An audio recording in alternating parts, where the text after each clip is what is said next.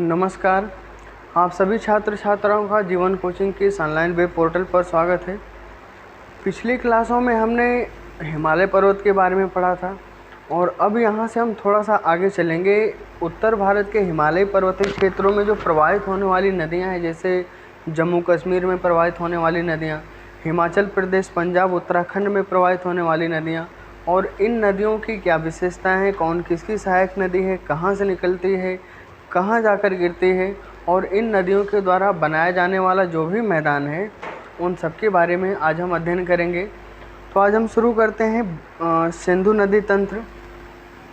सिंधु नदी तंत्र के बारे में आज हमको पढ़ना है और यहाँ से सिंधु नदी तंत्र कंप्लीट करने के बाद हमारा हिमालयी क्षेत्र में जो प्रवाहित होने वाली नदियाँ हैं कंप्लीट हो जाएंगी। तो आज की टॉपिक है हमारी सिंधु नदी तंत्र। सिंधु नदी तंत्र का मतलब ये है कि सिंधु और उसकी सहायक नदियों को हमको पढ़ना है। एक तंत्र जो बनाते हैं सिंधु नदी और उसकी सहायक नदियाँ, उनको हमको कंप्लीट पढ़ना है।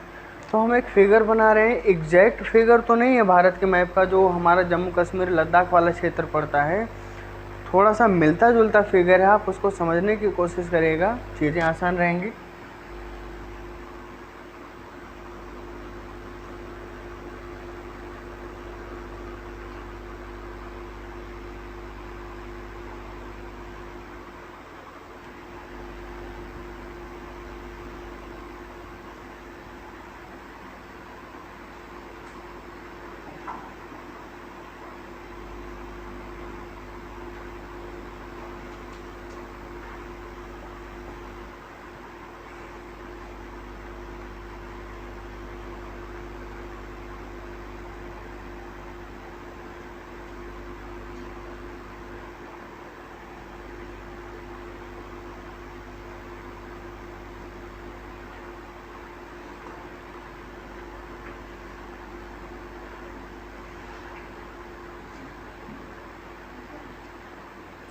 यहाँ पर ये हमारा राज्य हो जाएगा लद्दाख।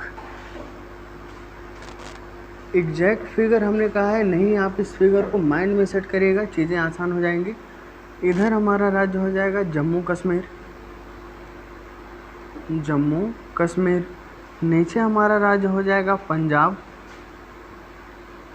नीचे हमारा राज्य हो जाएगा पंजाब। और यहाँ पर जो हमारा इसका पंजाब का पड़ोसी राज्य है वो है हिमाचल प्रदेश। यहाँ पर इसका पड़ोसी राज्य है हिमाचल प्रदेश। नीचे चलेंगे तो हमको उत्तराखंड, हरियाणा वगैरह मिलेंगे। इस साइड चलेंगे तो हमको एक देश मिलेगा जिसे हम चीन या तिब्बत कहते हैं। चीन या तिब्बत। ऊपर चलेंगे तब भी हमको चीन मिलेगा। और चीन ने लद्दाख के जिस क्षेत्र पर कब्जा किया है उसको हम इधर बोलते हैं अक्साई चीन। इसको हम बोलते हैं अक्साई चीन। और इधर थोड़ा सा पाकिस्तान के कब्जे वाला क्षेत्र है जिसको हम बोलते हैं POK। लेकिन हम अपने मैप में इसको दर्शाते नहीं हैं कि कौन सा अक्साई चीन है, कौन सा POK है। बस इतना जानते रहिए कि लद्दाख का जो उत्तर पूर्वी क्षेत्र है उसको हम अक्साई चीन बोलते हैं, क्योंकि इस पर चाइना का अधिकार है। और जम्मू कश्मीर लद्दाख के कुछ उत्तरी और पश्चिमी क्षेत्र पर पाकिस्तान का कब्जा है जिसको हम बोलते हैं POK, पाक अधिकृत कश्मीर। यहाँ पर हमको पढ़ना है नदियों के बारे में, तो उनको हम देखते हैं। आप पहले इस फिगर को बढ़िया से समझ लीजिए, फिर नदियाँ आसान हो जाएंगी। हमने पहली क्लास में आपको बताया था या दूसरी क्लास में कि भारत के पड़ोसी देश कौन कौन से हैं। तो यहाँ पर भारत के जो पड़ोसी देश हैं उनमें से दो का यूज़ यहाँ पर होना है। एक है चीन और दूसरा है पाकिस्तान। एक है चाइना और दूसरा है पाकिस्तान। यहाँ पर दो देशों के बारे में हमको पढ़ना है। जैसे आप सिंधु नदी तंत्र को देखेंगे तो सिंधु नदी निकलती है आपके राकसताल झील से, मानसरोवर झील से। और यहाँ पर सिंधु नदी तंत्र में हम सबसे पहली नदी शुरू करते हैं सिंधु नदी के बारे में। ये जो क्षेत्र है तिब्बत के पठार का, तिब्बत का जो क्षेत्र है चाइना का, यहाँ पर दो झीलें हैं। जिसमें से एक झील है मानसरोवर झील,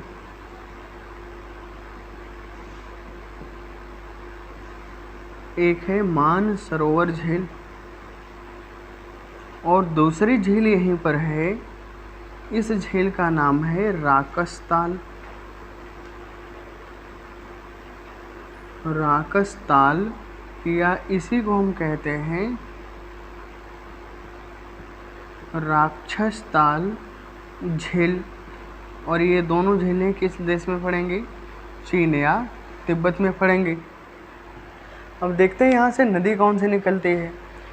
मानसरोवर झील से एक नदी निकलती है और इस नदी का नाम है सिंधु नदी। इस नदी का नाम है सिंधु नदी।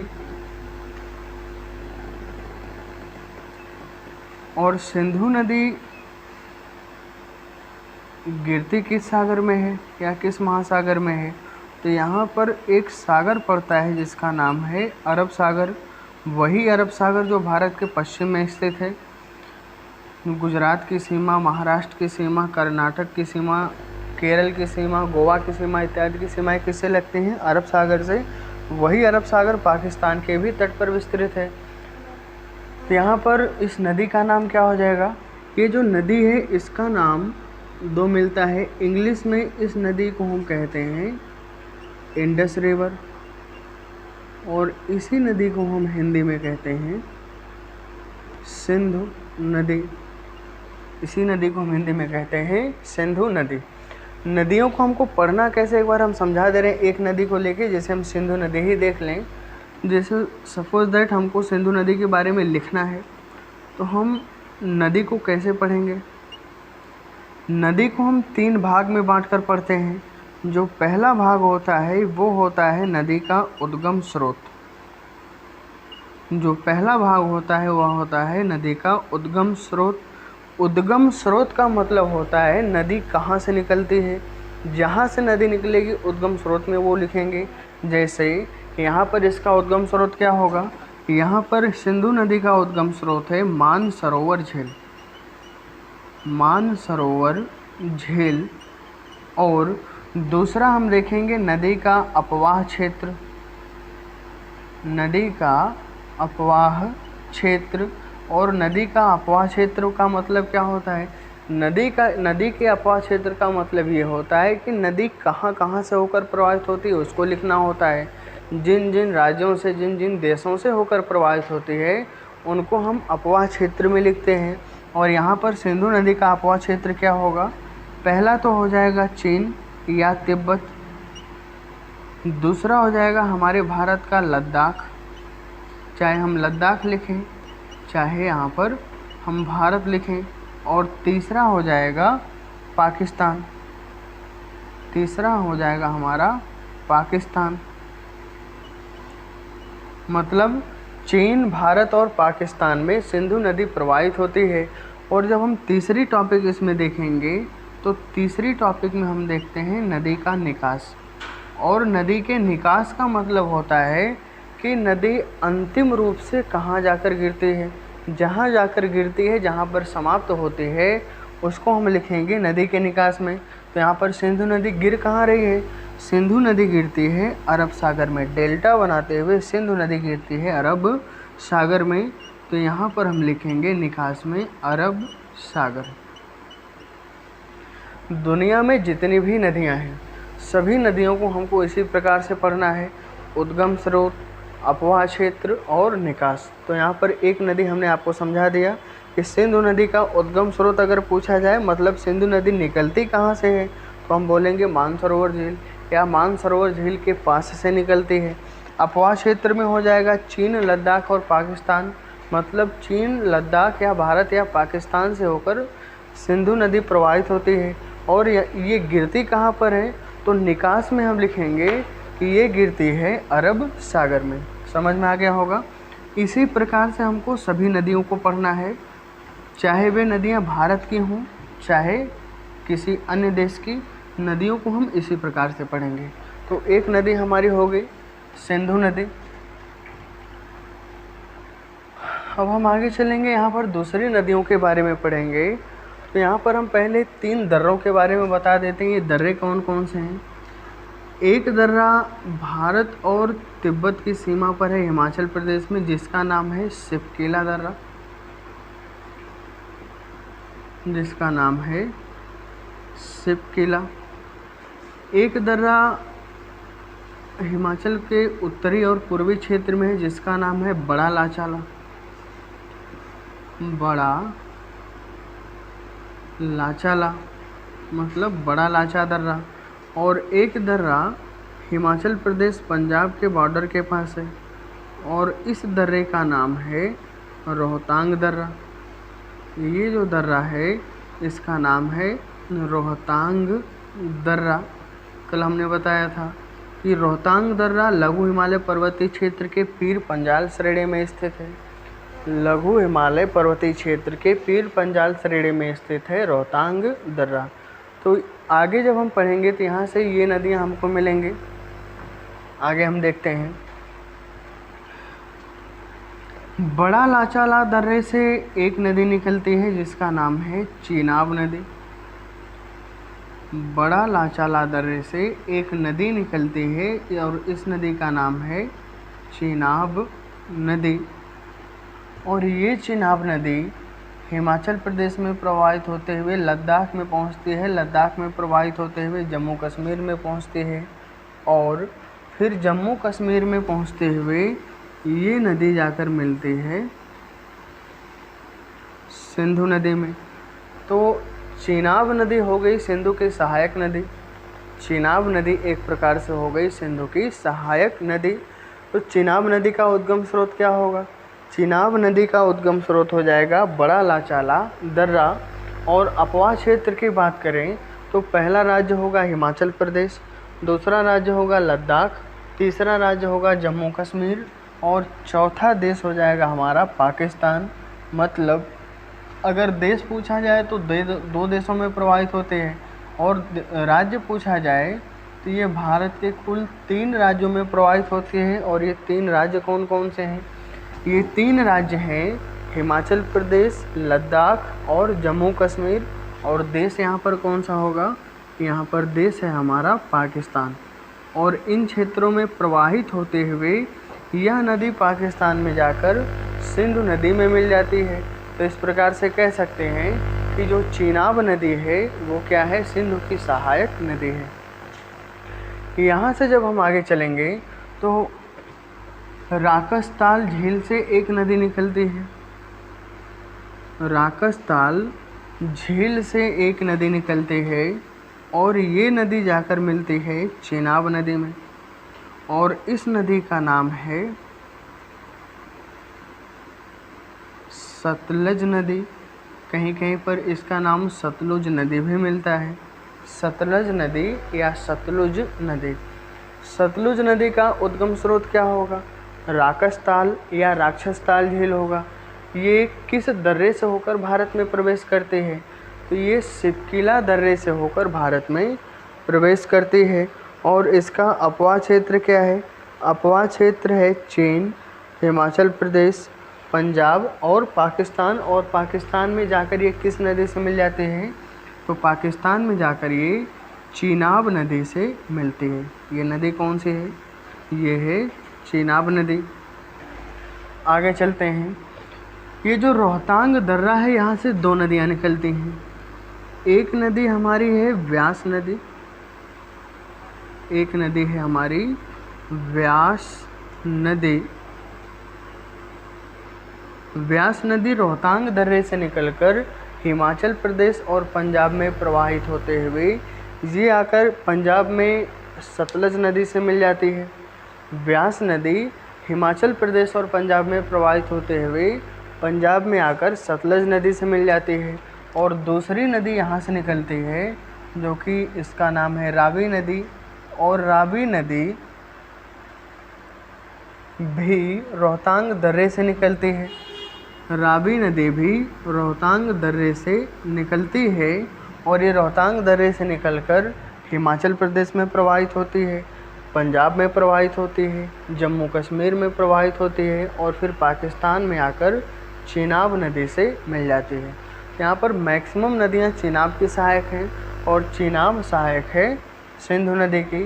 तो यहाँ पर हमारी नदी कौन सी हो गई? नदी का नाम हो गया रावी नदी। नदी का नाम हो गया रावी नदी। तो रावी नदी का उद्गम स्रोत क्या होगा? रावी नदी का उद्गम स्रोत होगा रोहतांग दर्रा। अपवाह क्षेत्र हो जाएगा हिमाचल प्रदेश, पंजाब, जम्मू कश्मीर और पाकिस्तान। और इसका निकास कहाँ होगा? निकास मतलब हो जाएगा चेनाब नदी की। यह सहायक नदी है, मतलब चेनाब नदी में मिलकर ये समाप्त हो जाती है। यहाँ पर ये नदियाँ हो गई। अब हम आगे चलते हैं, यहाँ से देखते हैं काराकोरम पर्वतीय क्षेत्र से एक नदी निकलती है और इस नदी का नाम है श्योक नदी।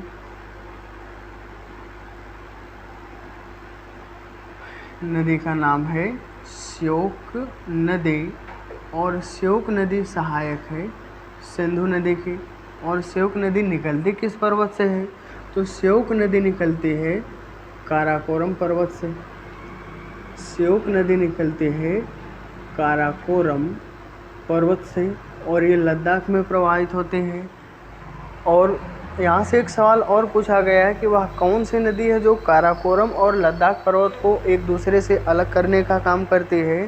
तो श्योक नदी है जो काराकोरम और लद्दाख को, जो श्रृंखलाएं हमने आपको बताया था ट्रांस हिमालय की, उन श्रृंखलाओं को एक दूसरे से अलग करने का काम करती है।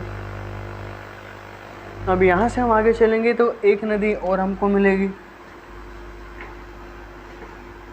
जम्मू कश्मीर से ही एक नदी निकलती है और ये पाकिस्तान में आकर चेनाब नदी में मिल जाती है और इस नदी का नाम है झेलम नदी। इस नदी का नाम है झेलम नदी। और झेलम नदी भी किसकी सहायक नदी है? झेलम नदी भी सहायक नदी है चेनाब नदी की।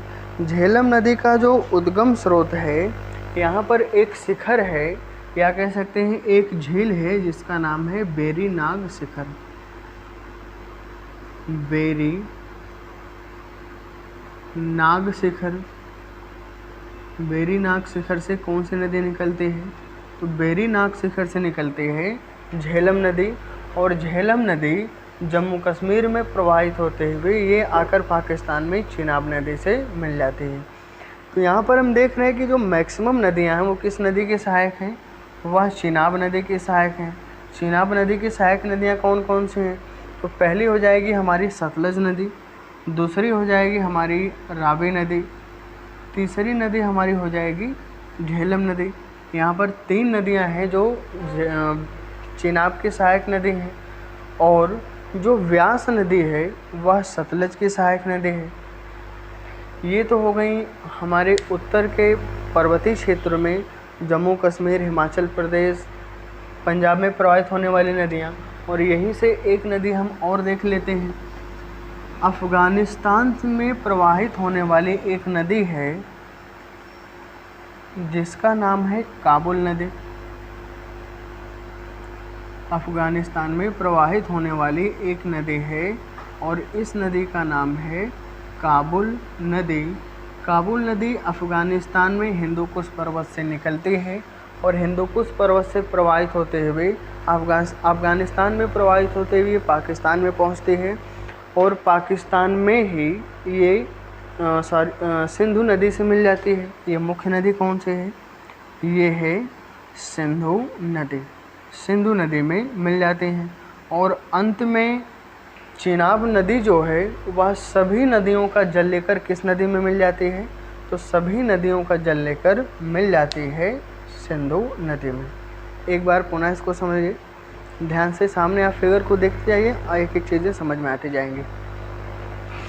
जैसे हमने आपको बताया कि जो यहाँ पर हमको कौन सा नदी तंत्र पढ़ना है, यहाँ पर हमको पढ़ना है सिंधु नदी तंत्र। और सिंधु नदी तंत्र के बारे में हम सिंधु नदी और उसकी सहायक नदियों के बारे में पढ़ेंगे। तो यहाँ पर हम शुरुआत करते हैं सबसे पहले सिंधु नदी से ही। सिंधु नदी का उद्गम स्रोत कहाँ से है? उद्गम स्रोत का मतलब कि सिंधु नदी निकलती कहाँ से है? सिंधु नदी निकलती है मानसरोवर झील से। और ये मानसरोवर झील है कहाँ पर? मानसरोवर झील स्थित है चीन या तिब्बत में। सिंधु नदी मानसरोवर झील से निकलकर चीन में प्रवाहित होते हुए लद्दाख में प्रवाहित होते हुए ये पहुंचती है पाकिस्तान में, और पाकिस्तान में प्रवाहित होते हुए ये डेल्टा बनाते हुए अरब सागर में गिरते हैं। और यहाँ से जब हम आगे चलेंगे तो एक मुख्य नदी है सिंधु नदी की सहायक नदी, जिसका नाम है चेनाब नदी। और ये जो चेनाब नदी है हिमाचल प्रदेश में स्थित बड़ा लाचाला दर्रे से निकलती है। वास्तव में बड़ा लाचाला दर्रे से दो नदियाँ निकलती हैं, एक है चंद्र नदी और दूसरी है भागा नदी। एक है चंद्र नदी और दूसरी है भागा नदी। और जब ये दोनों नदियाँ मिल जाती हैं तब एक नई नदी की उत्पत्ति होती है और जिसका नाम होता है चेनाब नदी। तो चंद्र और भागा नदियों के मिलने से बनती है चेनाब नदी। और चेनाब नदी हिमाचल प्रदेश में प्रवाहित होती है, उसके बाद जम्मू कश्मीर में प्रवाहित, लद्दाख में प्रवाहित होते हैं, जम्मू कश्मीर में प्रवाहित होते हैं, और फिर यहाँ से ये पाकिस्तान में चली जाती है और पाकिस्तान में प्रवाहित होते हुए ये सिंधु नदी में मिल जाती है। और जब हम चेनाब की सहायक नदियों के बारे में देखेंगे तो जो चेनाब की सहायक नदियाँ हैं वो एक है आपकी सतलज नदी, दूसरी है आपकी रावी नदी और तीसरी है आपकी झेलम नदी। अब हम थोड़ा सा रावी नदी के बारे में देखते हैं। रावी नदी निकलती किस दर्रे से है? हिमाचल प्रदेश में स्थित रोहतांग दर्रे से।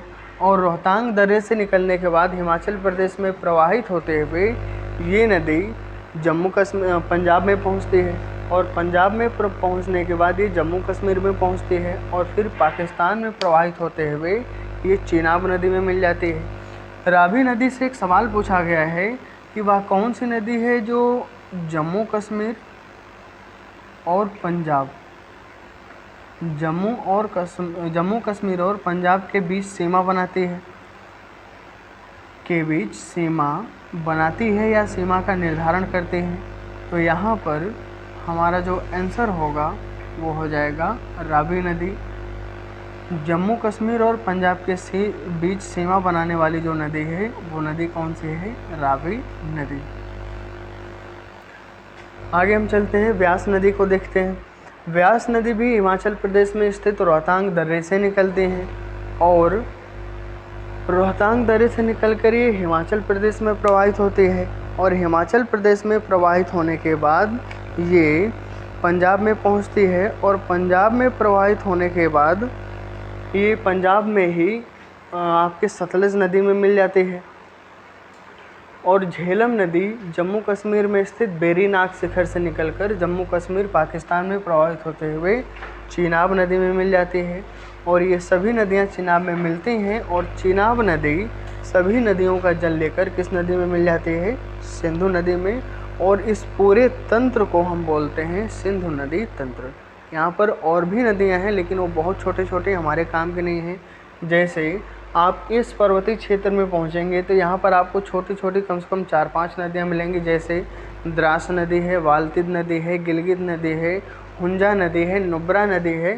तो यहाँ से ये हमारे काम की नहीं, यहाँ से सवाल नहीं पूछा जाता है, लेकिन आप जानते रहिएगा। आप एटलस देखेंगे, जब भारत के मैप में एटलस में आप लद्दाख और जम्मू कश्मीर वाला क्षेत्र देखेंगे तो यहाँ पर वो नदियाँ आपको मिलेंगी। और एक नदी और है जिसको हम बता देते हैं, लद्दाख पर्वतीय क्षेत्र से निकलती है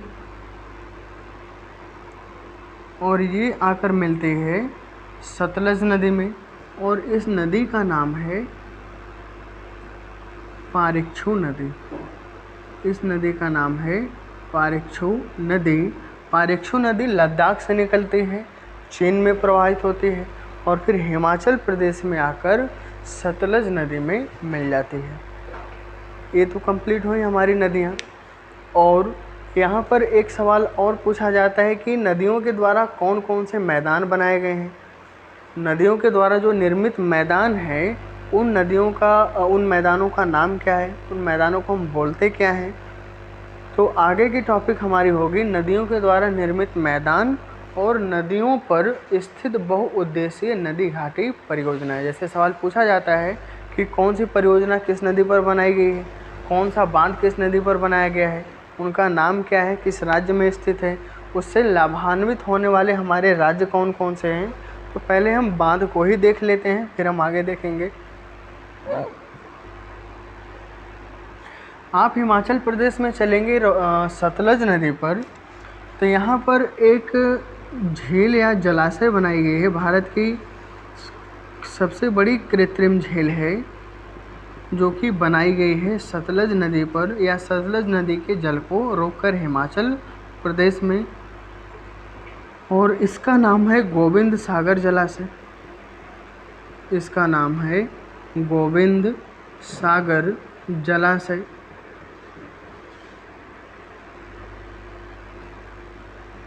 गोविंद सागर जलाशय। ये सवाल पूछा गया है कि अगर आपसे पूछा जाए कि गोविंद सागर जलाशय किस राज्य में है, हिमाचल प्रदेश में है। गोविंद सागर जलाशय किस नदी पर बनाया गया है, सतलज नदी पर बनाया गया है। और भारत की सबसे बड़ी कृत्रिम झील कौन सी है, तभी हमारा आंसर हो जाएगा गोविंद सागर जलाशय या गोविंद सागर झील। और यहाँ से जब हम आगे चलेंगे तो एक बांध का निर्माण किया गया है हिमाचल प्रदेश और पंजाब की सीमा पर, और इस बांध का नाम है भाखड़ा नांगल बांध। भाखड़ा नांगल बांध या भाखड़ा नांगल डैम। ये जो भाखड़ा नांगल डैम है यह किस नदी पर बनाया गया है, तो कह सकते हैं हम भाखड़ा नांगल बांध बनाया गया है सतलज नदी पर। और कहाँ पर बनाया गया है, हिमाचल प्रदेश पंजाब की सीमा पर। और इससे जितने भी निकटवर्ती राज्य हैं सभी लाभान्वित होते हैं। इससे सिंचाई के लिए पानी मिलता है, बिजली का उत्पादन होता है, मछली का पालन किया जाता है। यहाँ से जो लाभान्वित होने वाले राज्य हैं वो आपका हिमाचल प्रदेश हो जाएगा, पंजाब हो जाएगा, राजस्थान हो जाएगा, दिल्ली हो जाएगा, हरियाणा, चंडीगढ़, सभी लाभान्वित होने वाले राज्य हैं। और जब हम यहाँ से आगे चलते हैं तो व्यास नदी और सतलज नदी जहाँ पर एक दूसरे से मिलती हैं, व्यास नदी और सतलज नदी जहाँ पर एक दूसरे से मिलती हैं, यहाँ पर एक छोटे से बांध का निर्माण किया गया है। और ये जो बांध है इसका नाम है हरिके बैराज। ये जो बांध है इसका नाम है हरिके बैराज। अगर आपसे पूछा जाए कि हरिके बैराज, स्पेशली अगर एक ऑप्शन आपको मिले कि हरिके बैराज किस नदी पर है, तो आपका आंसर हमेशा होगा व्यास नदी। हरिके बैराज किस राज्य में है, पंजाब में है। किस नदी पर है, व्यास और सतलज की संगम पर बनाया गया है। और यहाँ से जो नहर निकाली गई है उस नहर का नाम है इंदिरा गांधी नहर। यहाँ से एक नहर निकाली गई है जिसका नाम है इंदिरा गांधी नहर। और इंदिरा गांधी नहर से अक्सर एक सवाल पूछा जाता रहता है कि राजस्थान का नखलिस्तान किसे कहते हैं। राजस्थान का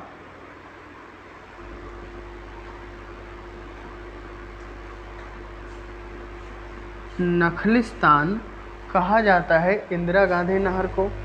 और नखलिस्तान क्यों कहते हैं, नखलिस्तान उन क्षेत्रों को कहते हैं जहाँ पर पहले मरुस्थल था, पानी की उपलब्धता कम थी, और वहाँ पर जब कोई नहर या नहर बना दिया जाता है या वहाँ पर ऐसा जल स्रोत उपस्थित करवा दिया जाता है जिससे वहाँ पर हरियाली आ जाए, जिससे वहाँ पर फसलों का उत्पादन होने लगे, उद्योग धंधे लगने लगे, लोगों को पानी की उपलब्धता आसानी से हो जाए, तो उन क्षेत्रों को हम कहते हैं नखलिस्तान। जैसे आप अफ्रीका महाद्वीप में देखेंगे तो हम नील नदी को बोलते हैं मिस्र का नखलिस्तान। नील नदी को हम बोलते हैं मिस्र का नखलिस्तान। ठीक उसी प्रकार से इंदिरा गांधी नहर को हम बोलते हैं राजस्थान का नखलिस्तान। और ये जो इंदिरा गांधी नहर है वह कहाँ से निकाली गई है, हरिके बैराज से। और हरिके बैराज किन नदियों के संगम पर है, तो हरिके बैराज दो नदियों के संगम पर है, सतलज नदी और व्यास नदी।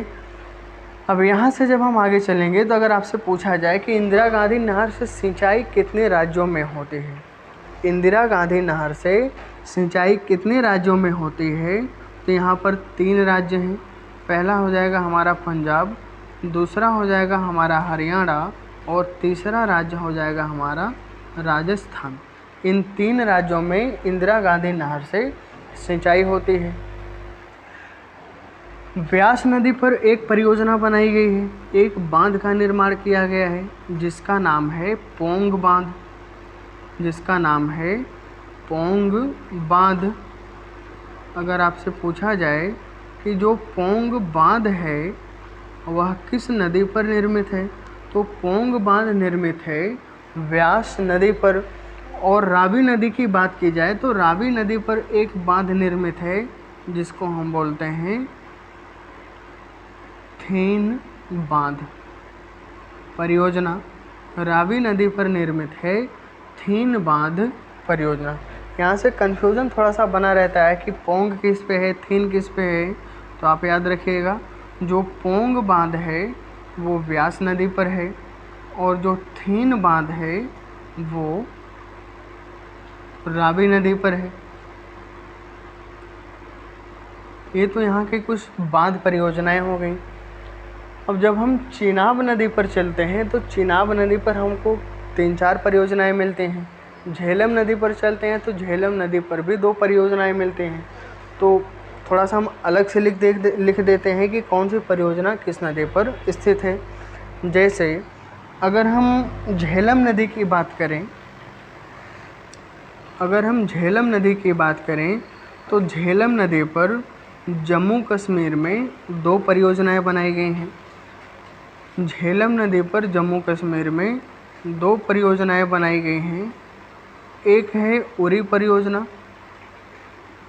उरी बांध परियोजना, और दूसरी नदी है तुलबुल परियोजना। तुलबुल परियोजना, एक है उरी परियोजना और एक है तुलबुल परियोजना।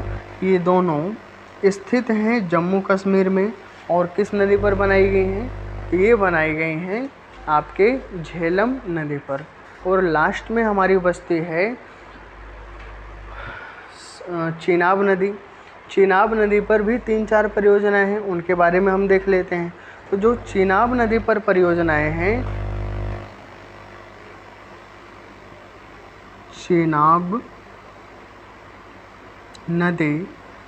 चेनाब नदी पर 3-4 परियोजनाएं हैं। जैसे सलाल परियोजना, सलाल बांध परियोजना,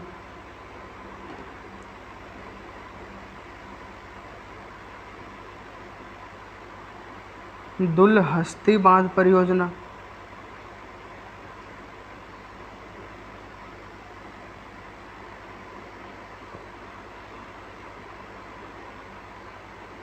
बूढ़सर परियोजना।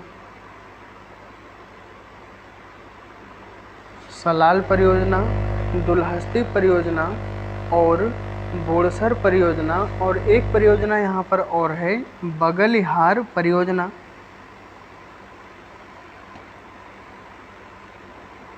बगलिहार परियोजना। ये जो 4 परियोजनाएं हैं वे किस नदी पर हैं? ये चारों परियोजनाएं हैं चेनाब नदी पर। और ये चारों परियोजनाएं बनाई गई हैं जम्मू कश्मीर में। राज्य तो रेयर केस में पूछा जाता है, आप ज़रूर याद रखिएगा कि कौन सी परियोजना किस नदी पर निर्मित है, किस नदी पर बनाई गई है। तो एक बार पुनः इनको हम देख लेते हैं। गोविंद सागर जलाशय किस नदी पर, किस राज्य में है? तो हम कह सकते हैं सतलज नदी पर हिमाचल प्रदेश में स्थित है। ये नदी कौन सी हो जाएगी? ये नदी हमारी है सतलज नदी। ये नदी है हमारी सतलज नदी। और जो भाखड़ा नागल बांध है ये भी निर्मित है सतलज नदी पर। जो हरके बैराज है यह व्यास नदी और सतलज नदी के संगम पर पंजाब में निर्मित है।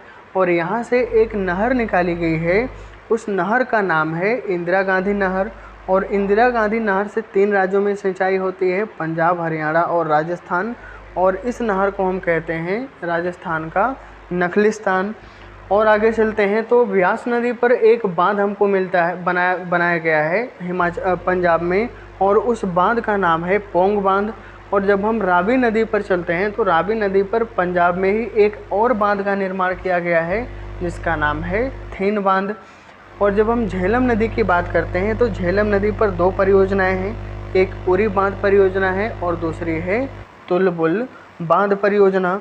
और चिनाब नदी पर कुल 4 परियोजनाएं हैं और ये 4 परियोजनाएं कौन कौन सी हैं? सलाल परियोजना, दुल्हस्ती परियोजना, बोड़सर परियोजना और बगलिहार परियोजना।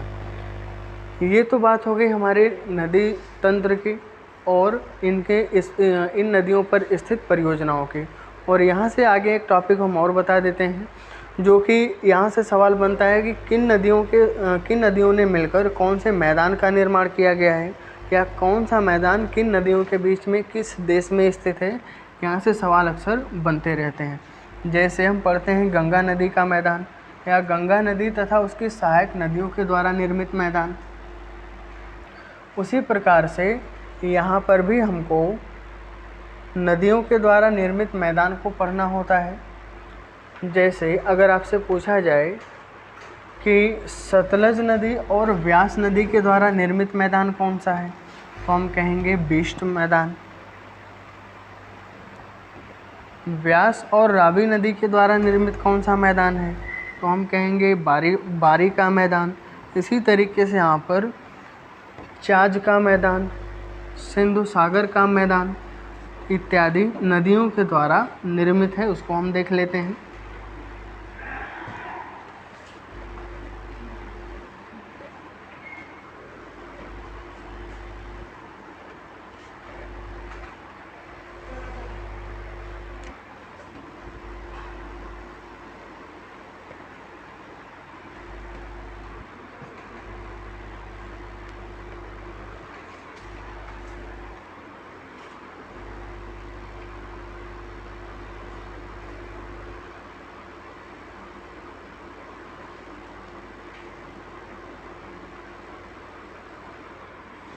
यहाँ पर राज्य हमारा कौन सा है?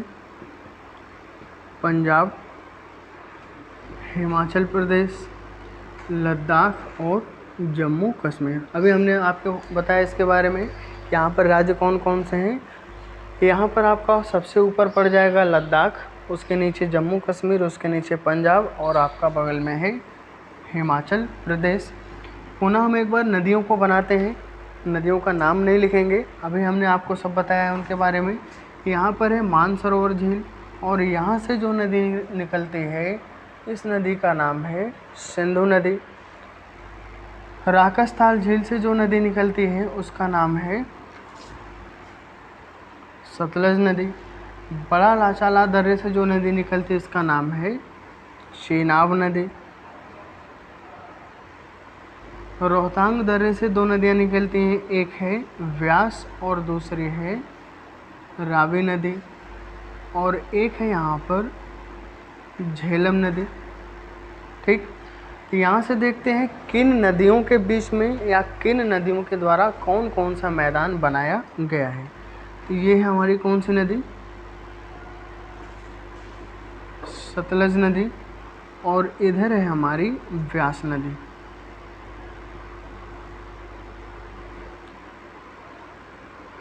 अगर आपसे पूछा जाए कि सतलज और व्यास जो नदियां हैं वह किस मैदान का निर्माण करते हैं, तो सतलज और व्यास नदियां मिलकर एक मैदान का निर्माण करती हैं और इस मैदान का नाम है बीस्ट मैदान।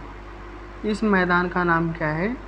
इस मैदान का नाम है बीस्ट मैदान।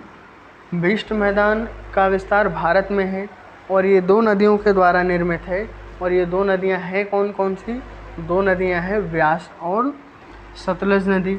अगर आपसे पूछा जाए कि व्यास और रावी नदियों के द्वारा किस मैदान का निर्माण किया गया है, तो व्यास और रावी नदियों के द्वारा जो मैदान निर्मित है इसको हम बोलते हैं बारी मैदान। इसको हम बोलते हैं बारी मैदान।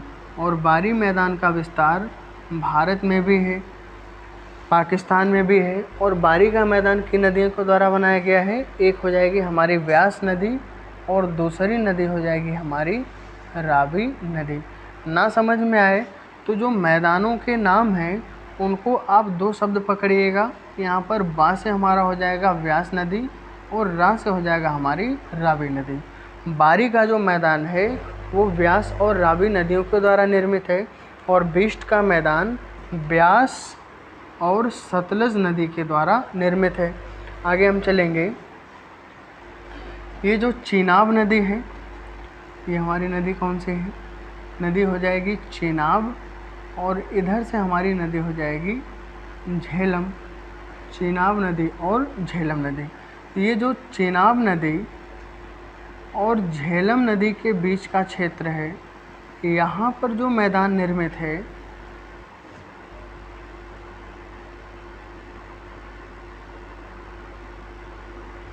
इसको हम बोलते हैं चाज या चाज का मैदान। चाज या चाज का मैदान। चाज या चाज का मैदान किन नदियों के द्वारा निर्मित है? तो आप दो नदियों का नाम पकड़िएगा। एक है आपकी चेनाब नदी और दूसरी है झेलम नदी। एक है चेनाब और दूसरी है झेलम। चाज के मैदान का निर्माण दो नदियों के द्वारा किया गया है, चेनाब और झेलम। लेकिन अगर आपसे पूछ लिया जाए कि जो रचना मैदान है, रचना मैदान किन नदियों के द्वारा निर्मित है? तब भी आप दो शब्द पकड़ना। यहाँ पर रा से हो जाएगा हमारी रावी नदी और चा से हो जाएगा चेनाब नदी। मतलब जो रचना मैदान है वह रावी और चेनाब नदियों के द्वारा निर्मित है। रचना मैदान रावी और चेनाब नदियों के द्वारा निर्मित है। और यहाँ पर ये जो मैदान पड़ता है झेलम नदी, सिंधु नदी और चेनाब नदी के बीच का जो क्षेत्र है, इस पूरे क्षेत्र को हम कहते हैं सिंधु सागर दोआब। इसको हम कहते हैं सिंधु सागर दोआब। दोआब का मतलब होता है दो नदियों के बीच का क्षेत्र, सिंधु सागर दोआब। तो यहाँ से हम लिख दे रहे हैं। अगर आपसे पूछा जाए कि जो बिष्ट मैदान है, बिष्ट मैदान किन नदियों के द्वारा निर्मित है? तो बिष्ट मैदान हम कह सकते हैं कि यह व्यास नदी प्लस सतलज नदी के द्वारा निर्मित है। जो दूसरा हमारा मैदान है बारी मैदान, बारी मैदान किन नदियों के द्वारा निर्मित है? तो बारी मैदान व्यास नदी और रावी नदी के द्वारा निर्मित है। तीसरा हमारा है रचना मैदान, रचना मैदान। और रचना मैदान किसके द्वारा निर्मित है? रावी और चेनाब नदी के द्वारा। रावी नदी और चेनाब नदी के द्वारा। चौथा हमारा मैदान है चाज मैदान। चौथा हमारा चाज या इसी को हम कहते हैं चाज मैदान। और इस मैदान का निर्माण दो नदियों के द्वारा किया गया है। एक है हमारी चेनाब नदी और दूसरी हमारी झेलम नदी। और पांचवा है हमारा सिंधु सागर दोआब। सिंधु सागर दोआब। और ये जो सिंधु सागर दोआब है, यहाँ पर इस मैदान का निर्माण सिंधु नदी के द्वारा किया गया है, झेलम नदी के द्वारा किया गया है और चेनाब नदी के द्वारा किया गया है। यहाँ पर हमारे लिए जो इम्पोर्टेंट है ये पांचों का पांचों हैं। सवाल पूछे गए इनके बारे में कि कौन कौन से मैदान किन नदियों के द्वारा निर्मित हैं। यहाँ की टॉपिक हमारी कंप्लीट होती है। थोड़ा सा और यहाँ का बचा हुआ है, जैसे यहाँ पर नेशनल पार्क कौन कौन से हैं, तो उनको हम अगले लेक्चर में देखते हैं कि यहाँ पर नेशनल पार्क कौन कौन से हैं, यहाँ पर झीलें कौन कौन से हैं, यहाँ पर घाटियाँ कौन कौन से हैं। तो उसके लिए हम नेक्स्ट लेक्चर में शुरू करेंगे। तब तक के लिए धन्यवाद।